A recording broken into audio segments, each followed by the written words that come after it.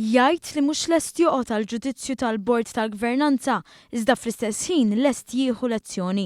Din l-aħħar kontradizzjoni ta' Simon Busuttil dwar il-każ ta' Michael Fenekadami fejn l-uniku konsistenza li qed juri dik tad-difiża tal-eks sindku nazzjonalista. Michael Fenekadami nstab ħati li kiser liġijiet tal-Kunsilli Lokali meta minn wara dar il-Kunsill Lokali qabad kuntratturi jagħmlu xogħol li jlaħħaq l-għexieren ta' eluf ta' euro.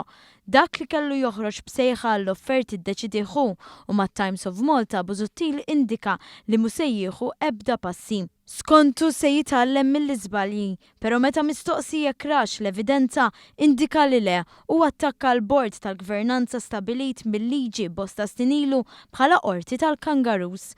Din mhux xi ħaġa li ġrat taħt it-tmexxija tiegħi, żied Simon Busuttil biex jiddefendi l-bniedem li wara li laħaq kap ta' impjieg fid-Dar Ċentrali u għażlu biex ikun President tar-Reġjun taċ-Ċentru f'isem il-Partit Nazzjonalista.